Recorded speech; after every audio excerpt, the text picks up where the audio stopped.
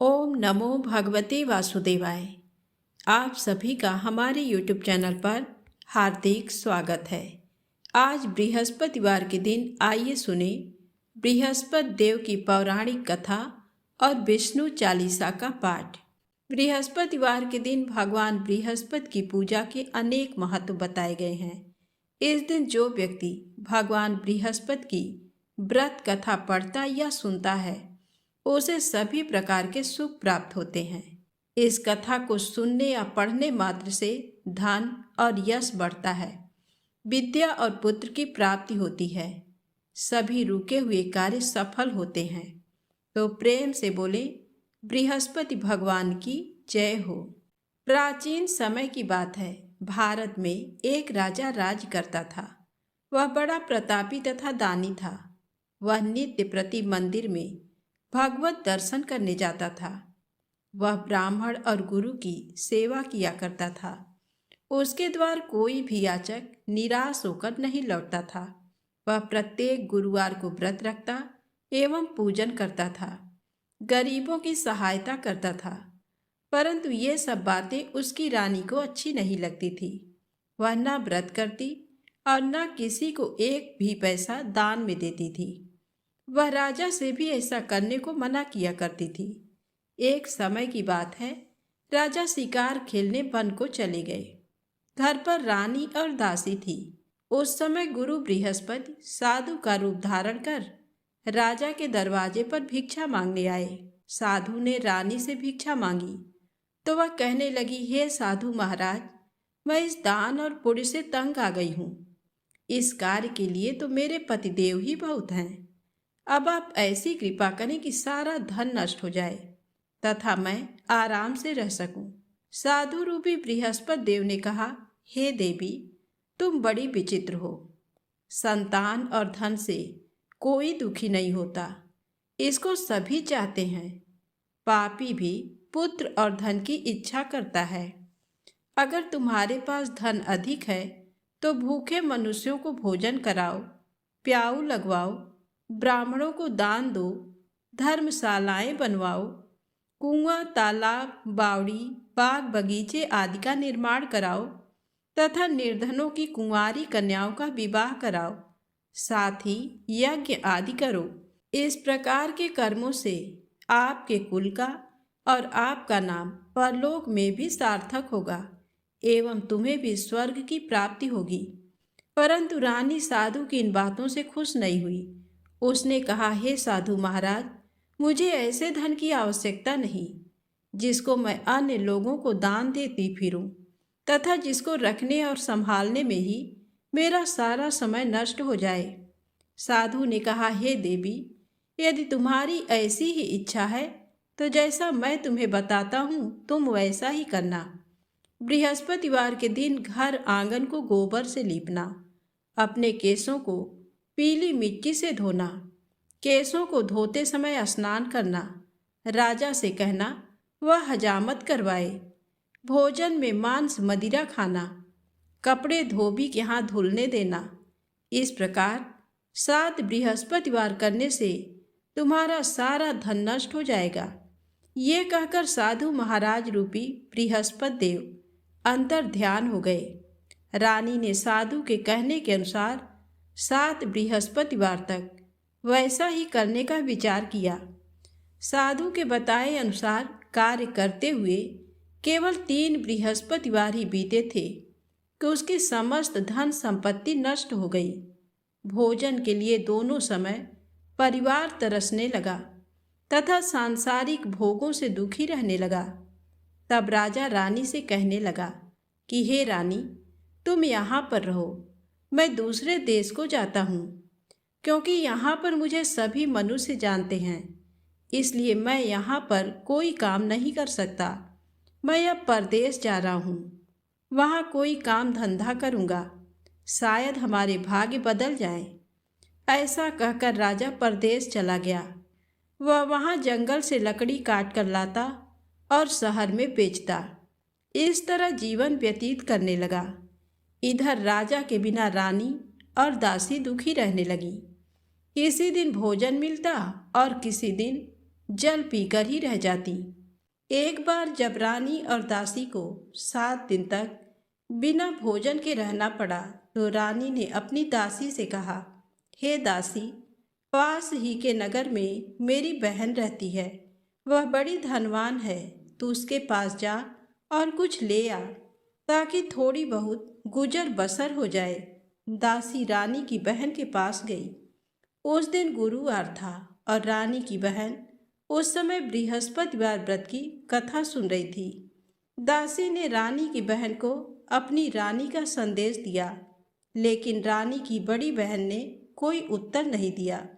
जब दासी को रानी की बहन से कोई उत्तर नहीं मिला तो वह बहुत दुखी हुई और उसे क्रोध भी आया। दासी ने वापस आकर रानी को सारी बात बता दी। सुनकर रानी ने अपने भाग्य को कोसा। उधर रानी की बहन ने सोचा कि मेरी बहन की दासी आई थी, परंतु मैं उससे नहीं बोली, इससे वह बहुत दुखी हुई होगी। कथा सुनकर और पूजन समाप्त करके वह अपनी बहन के घर आई और कहने लगी, हे बहन, मैं बृहस्पतिवार का व्रत कर रही थी। तुम्हारी दासी मेरे घर आई थी, परंतु जब तक कथा होती है तब तक न तो उठते हैं और ना ही बोलते हैं, इसलिए मैं नहीं बोली। कहो दासी क्यों गई थी? रानी बोली, बहन, तुमसे क्या छिपाऊं? हमारे घर में खाने तक को अनाज नहीं था। ऐसा कहते कहते रानी की आंखें भर आईं। उसने दासी समेत पिछले 7 दिनों से भूखे रहने तक की बात अपनी बहन को विस्तार पूर्वक सुना दी। रानी की बहन बोली, देखो बहन, भगवान बृहस्पति देव सबकी मनोकामना को पूर्ण करते हैं। देखो, शायद तुम्हारे घर में अनाज रखा हो। पहले तो रानी को विश्वास नहीं हुआ, पर बहन के आग्रह करने पर उसने अपनी दासी को अंदर भेजा तो उसे सचमुच अनाज से भरा एक घड़ा मिल गया। ये देखकर दासी को बड़ी हैरानी हुई। दासी रानी से कहने लगी, हे रानी, जब हमको भोजन नहीं मिलता तो हम व्रत ही तो करते हैं, इसलिए क्यों न इनसे व्रत और कथा की विधि पूछ ली जाए ताकि हम भी व्रत कर सकें। तब रानी ने अपनी बहन से बृहस्पतिवार व्रत के बारे में पूछा। उसकी बहन ने बताया, बृहस्पतिवार के व्रत में चने की दाल और मुनक्का से विष्णु भगवान का केले की जड़ में पूजन करें तथा दीपक जलाएं, व्रत कथा सुने और पीला भोजन ही करें। इससे बृहस्पति देव प्रसन्न होते हैं। व्रत और पूजन विधि बताकर रानी की बहन अपने घर को लौट गई। 7 दिन के बाद जब गुरुवार आया तो रानी और दासी ने व्रत रखा। गुड़साल में जाकर चना और गुड़ लेकर आई, फिर उससे केले की जड़ तथा विष्णु भगवान का पूजन किया। अब पीला भोजन कहाँ से आए, इस बात को लेकर दोनों बहुत दुखी थे। चूंकि उन्होंने व्रत रखा था, इसलिए बृहस्पति देव उनसे प्रसन्न थे। इसलिए वे एक साधारण व्यक्ति का रूप धारण कर 2 थालों में सुंदर पीला भोजन दासी को दे गए। भोजन पाकर दासी प्रसन्न हुई और फिर रानी के साथ मिलकर भोजन ग्रहण किया। उसके बाद वे सभी गुरुवार को व्रत और पूजन करने लगी। बृहस्पति भगवान की कृपा से उनके पास फिर से धन संपत्ति आ गई, परंतु रानी फिर से पहले की तरह आलस्य करने लगी। तब दासी बोली, देखो रानी, तुम पहले भी इस प्रकार आलस्य करती थी।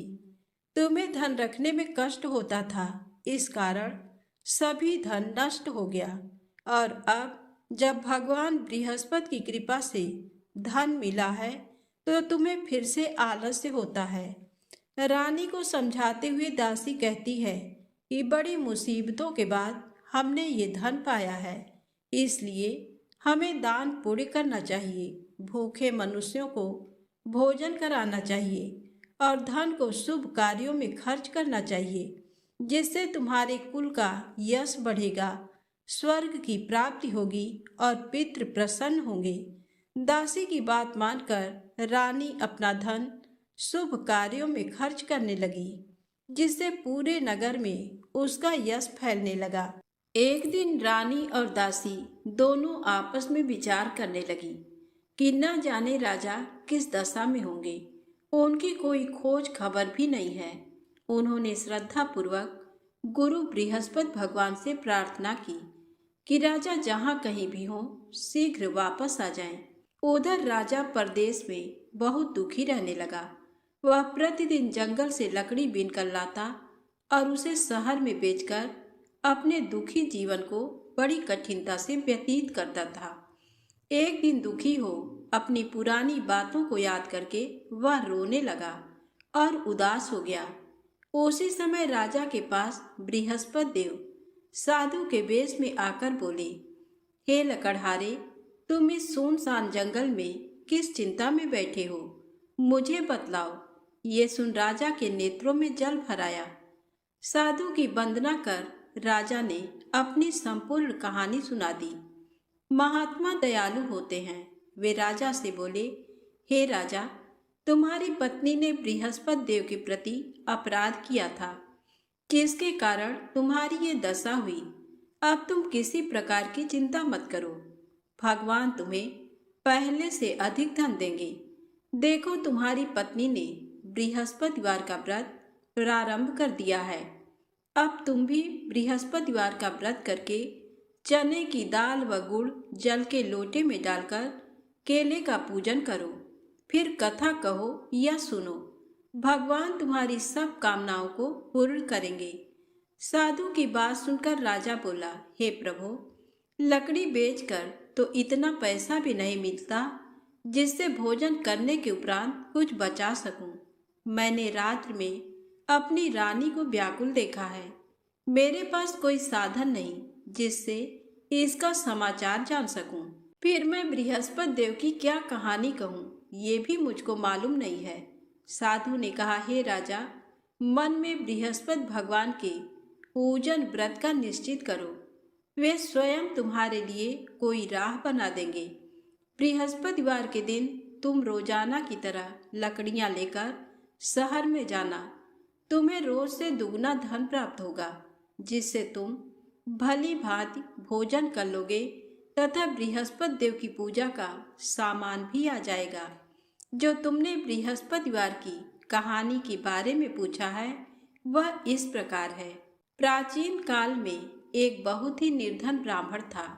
उसके कोई संतान नहीं थी। वह नित्य पूजा पाठ करता। उसकी स्त्री न स्नान करती और न किसी देवता का पूजन करती। इस कारण ब्राह्मण देवता बहुत दुखी रहते थे। भगवान की कृपा से ब्राह्मण के यहाँ एक कन्या उत्पन्न हुई। कन्या बड़ी होने लगी। प्रातः स्नान करके वह भगवान विष्णु का जप करती। बृहस्पतिवार का व्रत भी करने लगी। पूजा पाठ समाप्त कर पाठशाला जाती तो अपनी मुट्ठी में जौ भरकर ले जाती और पाठशाला जाने के मार्ग में डालती जाती। लौटते समय वही जौ स्वर्ण के हो जाते तो उनको बीनकर घर ले आती। एक दिन वह बालिका सूप में उन सोने के जौ को फटक कर साफ कर रही थी कि तभी उसकी माँ ने देख लिया और कहा, हे बेटी, सोने के जौ को फटकने के लिए सोने का सूप भी तो होना चाहिए। दूसरे दिन गुरुवार था। कन्या ने व्रत रखा और बृहस्पति देव से सोने का सूप देने की प्रार्थना की। बृहस्पति देव ने उसकी प्रार्थना स्वीकार कर ली। रोजाना की तरह वह कन्या जौ फैलाती हुई पाठशाला चली गई। पाठशाला से लौटकर जब वह जौ बीन रही थी तो बृहस्पति देव की कृपा से उसे सोने का सूप मिला। उसे वह घर ले आई और उससे जौ साफ करने लगी, परंतु उसकी माँ का वही ढंग रहा। एक दिन की बात है, कन्या सोने के सूप में जब जौ साफ कर रही थी, उस समय उस नगर का राजकुमार वहां से निकला। कन्या के रूप को देखकर वह उस पर मोहित हो गया। राजमहल आकर वह भोजन तथा जल त्याग कर उदास होकर लेट गया।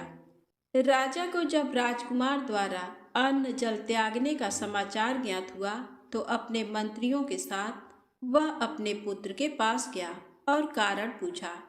राजकुमार ने राजा को उस लड़की के घर का पता भी बता दिया। मंत्री उस लड़की के घर गया। मंत्री ने ब्राह्मण के समक्ष राजा की ओर से निवेदन किया। कुछ ही दिन बाद ब्राह्मण की कन्या का विवाह राजकुमार के साथ संपन्न हो गया। कन्या के घर से जाते ही ब्राह्मण के घर में पहले की भांति गरीबी का निवास हो गया। एक दिन दुखी होकर ब्राह्मण अपनी पुत्री से मिलने गए। बेटी ने पिता की अवस्था को देखा और अपनी माँ का समाचार पूछा। ब्राह्मण ने सभी हाल कह सुनाया। कन्या ने बहुत सा धन देकर अपने पिता को विदा कर दिया, लेकिन कुछ दिन बाद फिर वही हाल हो गया।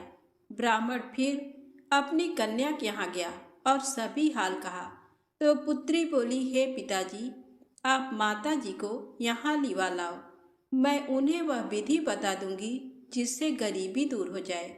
ब्राह्मण देवता अपनी स्त्री को साथ लेकर अपनी पुत्री के पास राजमहल पहुँचे तो पुत्री अपनी माँ को समझाने लगी, हे माँ, तुम प्रातःकाल स्नान आदि करके विष्णु भगवान का पूजन करो तो सब दरिद्रता दूर हो जाएगी।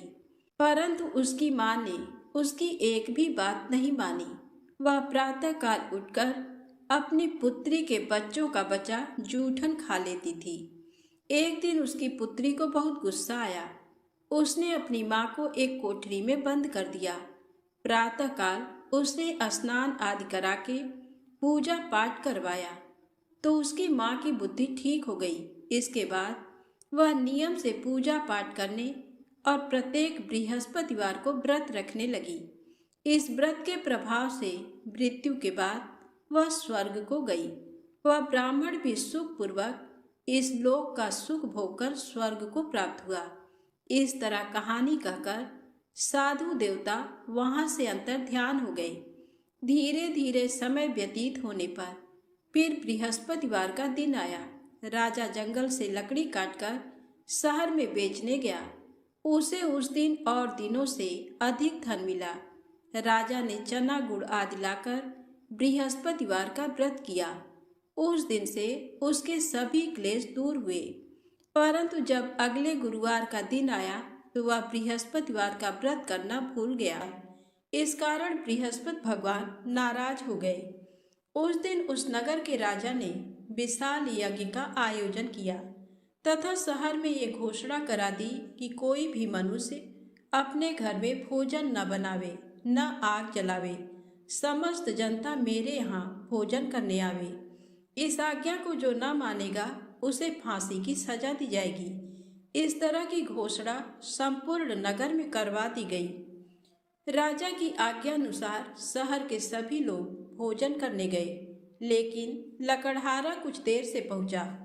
इसलिए राजा उसको अपने साथ घर लिवा गए और ले जाकर भोजन करा रहे थे तो रानी की दृष्टि उस खूंटी पर पड़ी जिस पर उसका हार लटका हुआ था। वह वहां पर दिखाई नहीं दिया। रानी ने निश्चय किया कि मेरा हार इस मनुष्य ने चुरा लिया है। उसी समय सिपाहियों को बुलाकर उसको कारागार में डलवा दिया। जब लकड़हारा कारागार में पड़ गया और बहुत दुखी होकर विचार करने लगा कि न जाने कौन से पूर्व जन्म के कर्म से मुझे ये दुख प्राप्त हुआ, और उसी साधु को याद करने लगा जो कि जंगल में मिला था। उसी समय तत्काल बृहस्पति देव साधु के रूप में प्रकट हुए और उसकी दशा को देखकर कहने लगे, अरे मूर्ख, तूने बृहस्पति देव की कथा नहीं करी, इस कारण तुझे दुख प्राप्त हुआ है। अब चिंता मत कर। बृहस्पतिवार के दिन कारागार के दरवाजे पर 4 पैसे पड़े मिलेंगे। उनसे तू बृहस्पति देव की पूजा करना, तेरे सभी कष्ट दूर हो जाएंगे। बृहस्पति के दिन उसे 4 पैसे मिले। लकड़हारे ने कथा कही। उसी रात्रि को बृहस्पति देव ने उस नगर के राजा को स्वप्न में कहा, हे राजा, तुमने जिस आदमी को कारागार में बंद कर दिया है वह निर्दोष है। वह राजा है, उसे छोड़ देना। रानी का हार उसी खूंटी पर लटका है। अगर तू ऐसा नहीं करेगा तो मैं तेरे राज्य को नष्ट कर लूँगा। इस तरह रात्रि के स्वप्न को देखकर राजा प्रातःकाल उठा और खूंटी पर हार देकर लकड़हारे को बुलाकर क्षमा मांगी तथा लकड़हारे को योग्य सुंदर वस्त्र आभूषण देकर विदा कर दिया। बृहस्पति देव की आज्ञा अनुसार लकड़हारा अपने नगर को चल दिया। राजा जब अपने नगर के निकट पहुंचा तो उसे बड़ा आश्चर्य हुआ। नगर में पहले से अधिक बाग, तालाब, कुएं तथा बहुत सी धर्मशाला, मंदिर आदि बन गए हैं। राजा ने पूछा, ये किसका बाग और धर्मशाला है? तब नगर के सब लोग कहने लगे, ये सब रानी और बांदी के हैं। तो राजा को आश्चर्य हुआ और गुस्सा भी आया। जब रानी ने ये खबर सुनी कि राजा आ रहे हैं तो उन्होंने बांदी से कहा कि हे दासी, देख राजा हमको कितनी बुरी हालत में छोड़ गए थे। हमारी ऐसी हालत देखकर वह लौट न जाएं, इसलिए तू दरवाजे पर खड़ी हो जा। आज्ञा अनुसार दासी दरवाजे पर खड़ी हो गई। राजा आए तो उन्हें अपने साथ लिवा लाई। तब राजा ने क्रोध करके अपनी रानी से पूछा कि ये धन तुम्हें कैसे प्राप्त हुआ है? तब उन्होंने कहा, हमें ये सब धन बृहस्पति देव के इस व्रत के प्रभाव से प्राप्त हुआ है। राजा ने निश्चय किया कि 7 रोज बाद तो सभी बृहस्पति देव का पूजन करते हैं, परंतु मैं प्रतिदिन दिन में 3 बार कहानी तथा रोज व्रत किया करूँगा।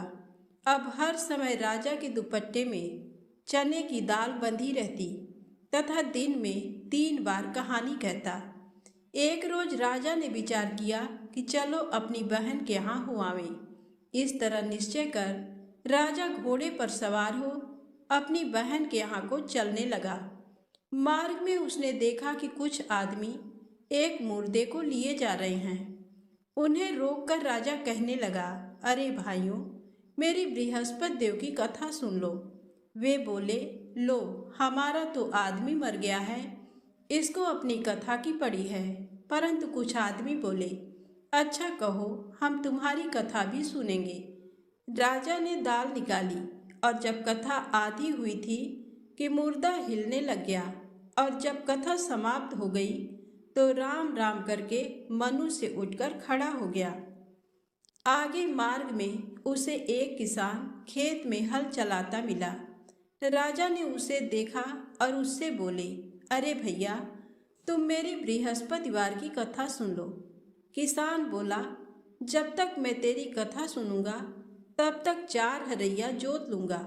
जाए अपनी कथा किसी और को सुनाना। इस तरह राजा आगे चलने लगा। राजा के हटते ही बैल पछाड़ खाकर गिर गए तथा किसान के पेट में बड़ी जोर का दर्द होने लगा। उस समय उसकी माँ रोटी लेकर आई। उसने जब ये देखा तो अपने पुत्र से सब हाल पूछा और बेटे ने सभी हाल कह दिया। तो बुढ़िया दौड़ी दौड़ी उस घुड़सवार के पास गई और उससे बोली कि मैं तेरी कथा सुनूंगी, तू अपनी कथा मेरे खेत पर चलकर ही कहना। राजा ने बुढ़िया के खेत पर जाकर कथा कही, जिसके सुनते ही वह बैल उठ खड़े हुए तथा किसान के पेट का दर्द भी बंद हो गया। राजा अपनी बहन के घर पहुंचा। बहन ने भाई की खूब मेहमानी की। दूसरे रोज प्रातःकाल राजा जगा तो वह देखने लगा कि सब लोग भोजन कर रहे हैं। राजा ने अपनी बहन से कहा, ऐसा कोई मनुष्य है जिसने भोजन नहीं किया हो, मेरी बृहस्पतिवार की कथा सुन ले। बहन बोली, हे भैया, ये देश ऐसा ही है कि पहले यहाँ लोग भोजन करते हैं, बाद में अन्य काम करते हैं। अगर कोई पड़ोस में हो तो देख आऊं। वह ऐसा कहकर देखने चली गई, परंतु उसे कोई ऐसा व्यक्ति नहीं मिला जिसने भोजन न किया हो। अतः वह एक कुम्हार के घर गई जिसका लड़का बीमार था। उसे मालूम हुआ कि उनके यहाँ 3 रोज से किसी ने भोजन नहीं किया है। रानी ने अपने भाई की कथा सुनने के लिए कुम्हार से कहा। वह तैयार हो गया। राजा ने जाकर बृहस्पतिवार की कथा कही, जिसको सुनकर उसका लड़का ठीक हो गया। अब तो राजा की प्रशंसा होने लगी। एक रोज राजा ने अपनी बहन से कहा कि हे बहन, हम अपने घर को जाएंगे, तुम भी तैयार हो जाओ। राजा की बहन ने अपनी सास से कहा। सास ने कहा, हाँ चली जा, परंतु अपने लड़कों को मत ले जाना, क्योंकि तेरे भाई के कोई औलाद नहीं है। बहन ने अपने भैया से कहा, हे भैया, मैं तो चलूंगी, पर कोई बालक नहीं जाएगा। राजा बोला, जब कोई बालक नहीं चलेगा तब तुम ही क्या करोगी। बड़े दुखी मन से राजा अपने नगर को लौट आया। राजा ने अपनी रानी से कहा, हम निर्वंशी हैं, हमारा मुंह देखने का धर्म नहीं है और कुछ भोजन आदि नहीं किया। रानी बोली, हे प्रभु, बृहस्पति देव ने हमें सब कुछ दिया है, वह हमें औलाद अवश्य देंगे। उसी रात को बृहस्पति देव ने राजा से स्वप्न में कहा, हे राजा उठ, सभी सोच त्याग दे, तेरी रानी गर्भ से है। राजा को ये बात सुनकर बड़ी खुशी हुई। 9वें महीने में उसके गर्भ से एक सुंदर पुत्र पैदा हुआ। तब राजा बोला, हे रानी, स्त्री बिना भोजन के रह सकती है, पर बिना कहे नहीं रह सकती। जब मेरी बहन आवे तू मुझसे कुछ कहना मत। रानी ने सुनकर हाँ कर दिया। जब राजा की बहन ने ये शुभ समाचार सुना तो वह बहुत खुश हुई तथा बधाई लेकर अपने भाई के यहाँ आई। तभी रानी ने कहा, घोड़ा चढ़कर तो नहीं आई, गधा चढ़ी आई। राजा की बहन बोली, भाभी, मैं इस प्रकार न कहती तो तुम्हें औलाद कैसे मिलती। बृहस्पति देव ऐसे ही हैं, जैसी जिसके मन में कामनाएं हैं सभी को पूर्ण करते हैं। जो सद्भावना पूर्वक बृहस्पतिवार का व्रत करता है एवं कथा पढ़ता है अथवा सुनता है, दूसरों को सुनाता है, बृहस्पति देव उसकी सभी मनोकामना पूर्ण करते हैं। प्रेम से बोलें, बृहस्पति भगवान की जय हो। अब आइए सुने विष्णु चालीसा पाठ। विष्णु सुनिए विनय, सेवक की चित लाय, कीरत कुछ वर्णन करूं, दीजय ज्ञान बताए। नमो विष्णु भगवान खरारी, कष्ट न सावन अखिल बिहारी। प्रबल जगत में शक्ति तुम्हारी, त्रिभुवन फैल रही उजियारी। सुंदर रूप मनोहर सूरत, सरल स्वभाव मोहनी मूरत। तन पर पीतांबर अति सोहत, बैजंती माला मन मोहत। शंख चक्र कर गदा बिराजे, देखत दैत्य असुर दल भाजे। सत्य धर्म मद लोभ न गाजे, काम क्रोध मद लोभ न छाजे। संत भक्त सज्जन मन रंजन, धनुजय असुर दुष्टन दल गंजन। सुख उपजाय कष्ट सब भंजन, दोष मिटाय करत जन सज्जन।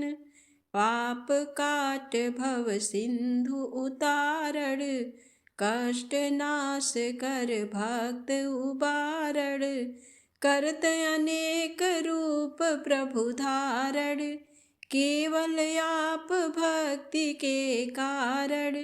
धरणी धेनु बन तुम ही पुकारा, तब तुम रूप राम का धारा। भार उतार असुर दल मारा, रावण यादिक को संहारा। आप वराह रूप बनाया, हिरण्याक्ष को मार गिराया। धर्मत्स्य तन सिंधु बनाया, 14 रत्नन को निकलाया। अमिलख असुरन द्वंद्व मचाया, रूप मोहनी आप दिखाया। देवन को अमृत पान कराया, असुरन को छवि से बहलाया। कुर्म रूप धर सिंधु मझाया, मंदराचल गिरि तुरत उठाया, शंकर का तुम फंद छुड़ाया। भस्मासुर को रूप दिखाया, वेदन को जब असुर डुबाया। कर प्रबंध उन्हें ढूढ़वाया, मोहित बन कर खलहि नचाया। उस ही कर से भस्म कराया, असुर जलंधर अति बलदाई। शंकर से उनकी न लड़ाई, हार पार शिव सकल बनाई। कीन सती से छल खल जाई, सुमिरन कीन तुम्हें शिवरानी। बतलाई सब विपत कहानी, तब तुम बने मुनीश्वर ज्ञानी। वृंदा की सब सुरति भुलानी, देखत तीन धनुज शैतानी।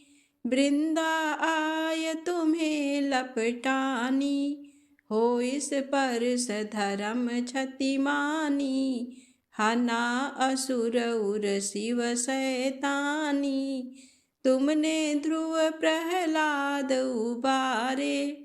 हिरणाकुश आदिक खल मारे, गणिका और अजामिल तारे। बहुत भक्त भव सिंधु उतारे, हरहु सकल संताप हमारे। कृपा करहु हरि सिर जनहारे, देखहु मैं निज दरस तुम्हारे। दीन बंधु भक्तन हितकारे, चाहत आप का सेवक दर्शन। करहु दया अपनी मधुसूदन, जानू नहीं योग्य जप पूजन। होय यज्ञ ये स्तुति अनुमोदन, शील दया संतोष सुलक्षण। विदित नहीं व्रत बोध विलक्षण, करहु आप का किस विधि पूजन। कुमति बिलोक होत दुख भीषण, करहु प्रणाम कौन विधि सुमिरन। कौन भांति मैं करहु समर्पण, सुर मुनि करत सदा सेवकाई। हर्षित रहत परम गति पाई, दीन दुखिन पर सदा सहाई। निज जन जान लेओ अपनाई, पाप दोष संताप नसाओ। भव बंधन से मुक्त कराओ, सुत संपत्ति दे सुख उपजाओ। निज चरणन का दास बनाओ, भक्त सदा ये विनय सुनावे। पढ़े सुने जो जन सुख पावे। प्रेम से बोले विष्णु भगवान की जय हो। आइए सुने बृहस्पति देव की आरती। ओम जय बृहस्पति देवा, ओम जय बृहस्पति देवा। छिन छिन भोग लगाऊं, छिन छिन भोग लगाऊं, कदली फल मेवा। ओम जय बृहस्पति देवा, तुम पूर्ण परमात्मा, तुम अंतर्यामी। जगत पिता जगदीश्वर, जगत पिता जगदीश्वर, तुम सबके स्वामी। ओम जय बृहस्पति देवा, चरणामृत निज निर्मल, सब पातक हरता। सकल मनोरथ दायक, सकल मनोरथ दायक, कृपा करो भरता। ओम जय बृहस्पति देवा। तन मन धन अर्पण कर, जो जन शरण पड़े। प्रभु प्रकट तब हो कर, प्रभु प्रकट तब हो कर, आकर द्वार खड़े। ओम जय बृहस्पति देवा। दीन दयाल दयानिधि, भक्तन हितकारी। पाप दोष सब हरता, पाप दोष सब हरता, भव बंधन हारी। ओम जय बृहस्पति देवा। सकल मनोरथ दायक, सब संशय हारो। विषय विकार मिटाओ, विषय विकार मिटाओ, संतन सुखकारी। ओम जय बृहस्पति देवा। श्री बृहस्पति जी की आरती प्रेम से जो गावे। सुख संपत्ति धन वैभव, सुख संपत्ति धन वैभव, सो निश्चय पावे। ओम जय बृहस्पति देवा। प्रेम से बोले विष्णु भगवान की जय, बृहस्पति देव भगवान की जय।